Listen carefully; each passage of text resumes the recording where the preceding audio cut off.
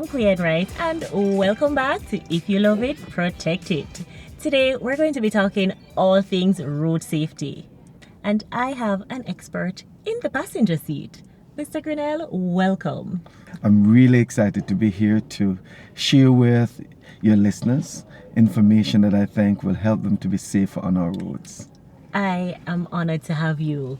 Tell me, what are 5 things that you think we need to pay attention to when driving on the roads?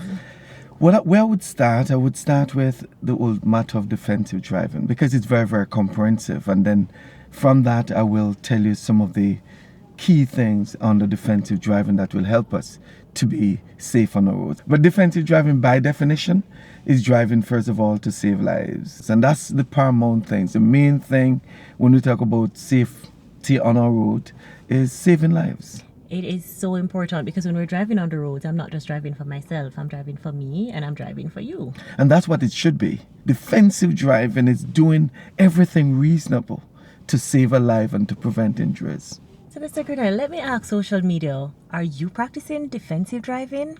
One of the tools that we have as defensive drivers is what is called the what-if strategy. By definition, it's a way of keeping the driver mentally alert and physically prepared for any eventuality of a situation that would cause somebody to crash. Let me give you an example.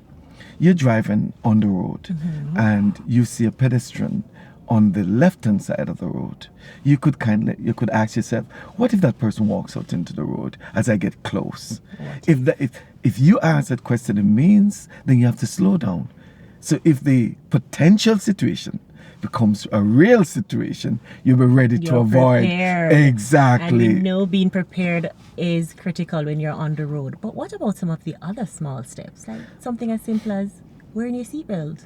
Up for safety. That is big. And the reason why that is big, studies show that people who wearing their safety belt, if they're involved in a crash, they stand more than 50% chance of surviving the crash. And that's why, again, just to emphasize that we said click it, in other words, put on your belt before you turn the key, or click it before you push it if it's a button start in a vehicle that you operate. Wearing your seatbelt is critical. It saves lives. It saves lives. And that's why it's also important for you to ensure that you are adequately insured on the roads. In the eventuality an unfortunate incident happens, you want to ensure that you are adequately covered by your insurer. That makes sense. Very important. And here at Scotia Protect, we do offer a wide array of coverage to our clients.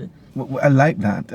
That is so good because what Scotia is doing is ensuring that they educate, not just because they want you to insure with them, but they care about the safety of the persons who they insure. One of the things that I want to talk a little bit about is minimizing distractions on the road.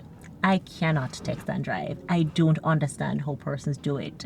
Thankfully, my vehicle does have hands-free and I can, maneuver the buttons while driving. But as it relates to texting, how do we get the message out to persons that this practice it's just not good when you're on the road? The studies of course show that once you text and drive, you are 4 times more likely to be involved in a crash. So you multiply your possibility of having a crash by 4 times, 400 times, and therefore we need to put away the phone.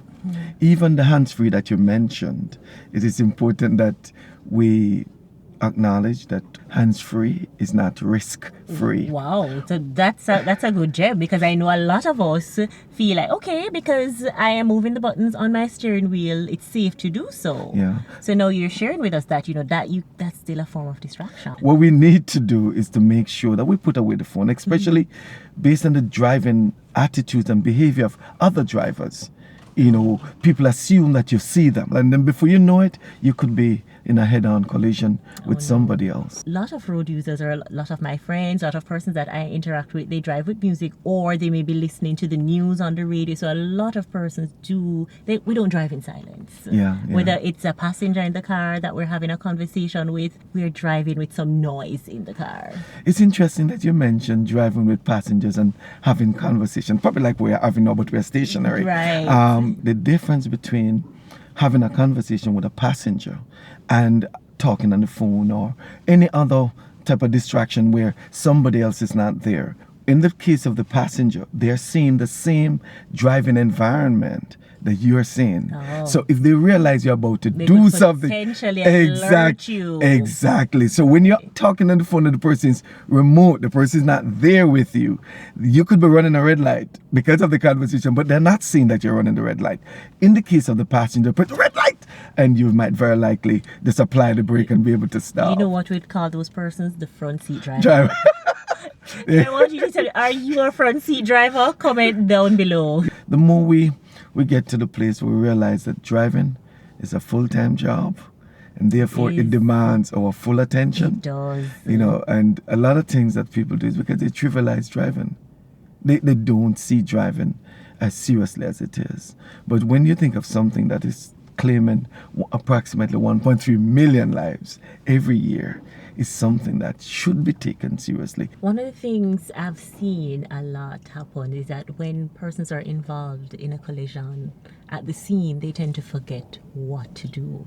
Or sometimes they genuinely don't know what to do because it's the first time they're having such an experience. Try and stay calm.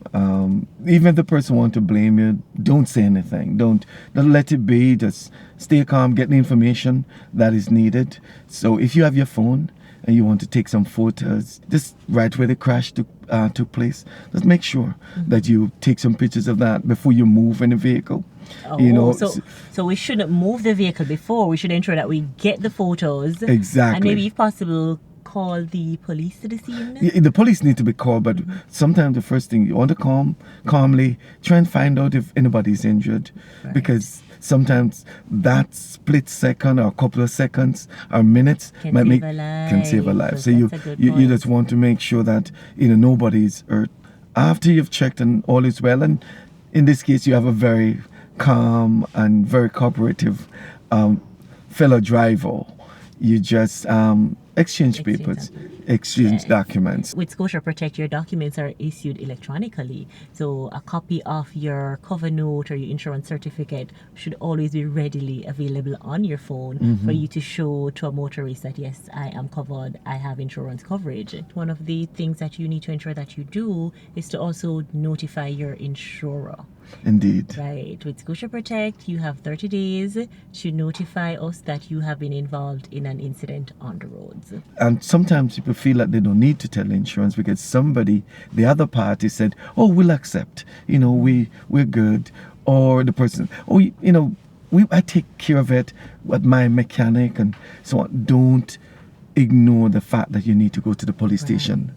Very important. It is. And there's a difference between making a claim and notifying your insurance company of a claim. So you can notify your insurance company and say, hey, I'm not going to make a claim under my policy, but it is important to notify. Because what will happen, let's say the third party goes ahead and notifies their insurer. What's going to happen is that there's going to be a no report against you. That's right. One of the things I want to touch on is the common improper usage on the roads or persons breaking the road rules. So the stop signs. How do we approach a roundabout? I find that a lot of persons still do not know who has the right of way at a roundabout. What is happening is that a lot of people don't seem to be studying the road code book anymore. The road rules make it abundantly clear that at no intersection, including a roundabout, no one has the right of way. The law speaks to who should give way. So what the law says is that you give way to the person in the roundabout. So do you have a copy of the Jamaica Road Users Guide? Comment down below. Stop signs. A lot of people don't stop at the stop sign. No, we yield. Or probably you look left, look right as you approach and you keep going. Exactly. Keep going. Yeah, and a rolling stop is no stop. If the vehicle is still moving, it means that you have not stopped. Because sometimes, I don't know if you've seen this, you're driving towards a minor road and you see somebody coming and you're wondering if they're going to stop because they're going so fast. And therefore, what we recommend from a defensive driving perspective, you stop at the stop sign and then you stop at the line of vision. All right, thank you so much for joining us. It was our pleasure having you on. Thank you all for sticking with us. And remember, if you love it, protect it.